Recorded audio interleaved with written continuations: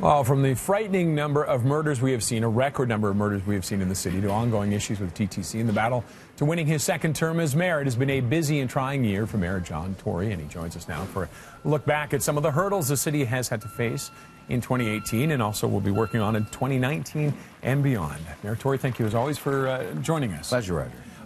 Let's talk about the homicides. It's frightening numbers, record numbers.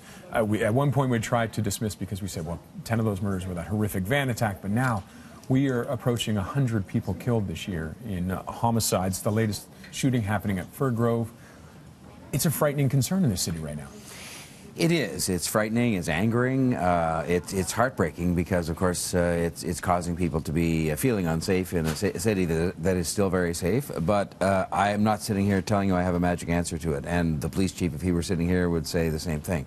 We just have to keep working away at supporting the police, which we're doing, and I think you'll see next year we'll be doing the same thing. We have to get some of the laws changed, I think, and that means in particular cutting off the supply of guns. And as we'll announce later this morning, we've got to keep investing in kids and families to make sure that people don't ever think of picking up a gun. So I think those are the things we have to keep doing, and I'm absolutely confident that leaving aside the one-time nature, hopefully to God, one-time nature of things like the van attack, that we will get those numbers substantially down next year and get Toronto back to the way we're used to having it. Now, Mike McCormick from the Police Association saying it's a shortage of officers on the street and carding. And that's why we're hiring. He says those are the things making a difference. The carding part, look, I don't think anybody would argue convincingly that the notion of making arbitrary stops of people on the street for no reason at all, which is against the Charter of Rights, is going to, and frankly, there were years in the past when we came close to this number of homicides when we had carding. So I think really what it is that we do have to support the police by hiring. I think we're hiring 150 officers as we speak. They're in training. They'll be out on the streets next year, and we're going to hire more next year. So we will do the hiring that's necessary, but it goes way beyond that. Getting some changes in the laws. We have problems with the supply of guns, and to also investing in these neighborhoods so that, you know, if you think about it for a minute, I mean, if I saw a gun sitting on this table, I'd run 100 miles an hour the other way. I don't want to be near them.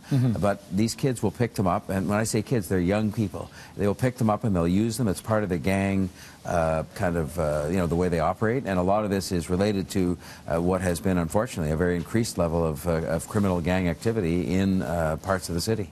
What about the programs? What programs would you like to see implemented? Well, you know, they're the ones that sound like they have no relationship to violence. But, I mean, if you have programs that help people stay in school, like homework clubs, I've talked to the kids this summer. I went out a lot because I was so concerned about what was going on. And they will describe a pattern to you of kids who start to struggle in school. They're not getting the help they need at home because oftentimes the parents can't help them. They then drop out of school, and when they drop out of school, they become prey to the gangs who will feed their sense of needing self-respect and self-esteem and so on. And the homework clubs just help kids do their homework and keep them sort of productively occupied after school instead of the alternative. And so these programs have a very direct relationship to a lot of things, including keeping kids away from crime, but also just giving those kids a positive direction in which to take their lives. And those are the kinds of things that we need to continue to invest in. Another thing we want to talk about, the pedestrian deaths in this city. It feels almost like on the roads a little bit that there's a sense of lawlessness. We're watching people. I watch them all the time. I mean, I ride, I drive, I walk. People running red lights. We've seen near record numbers of pedestrian deaths. What is going to change? Well, we have made thousands of changes across the city to intersection design, painting things on, putting up signs, we're about to put in photo radar in school zones. But in the end, you were touching on what is the real key to us breaking the back of this and getting back towards zero, which is our vision zero, which is that change in behavior. I think something happened in the last 10 or 15 years where everybody suddenly decided they had the right of way. Pedestrians thought they did, drivers thought they did, cyclists thought they did, and nobody thought about the fact that even if you do have the right of way, you still have to look out for the other guy. And I apply those comments in particular to people driving cars. People driving cars are surrounded by 2 tons of steel, and so they have a higher responsibility, and the distracted driving is still an epidemic.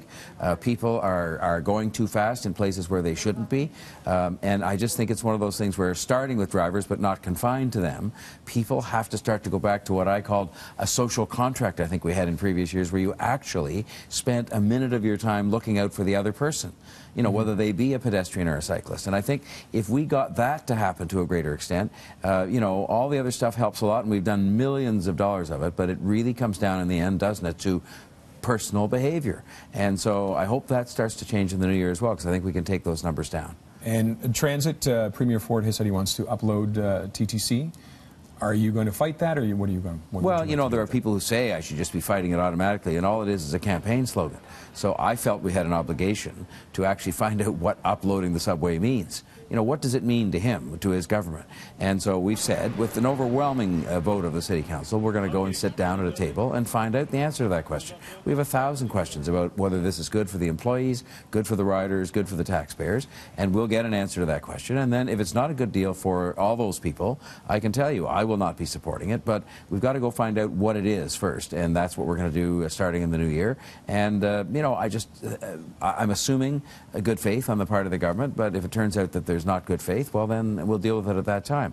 I can just tell you, I'm going to stand up for Toronto every single day, but it doesn't mean you don't go and sit down and look at different ways to doing things, even though I've described this possibly as a sort of a solution in search of a problem. Okay. Mayor Tory, thank you very much for joining us. And happy Christmas to you and all your viewers as well. And to you as well. Thank you very much, Mayor.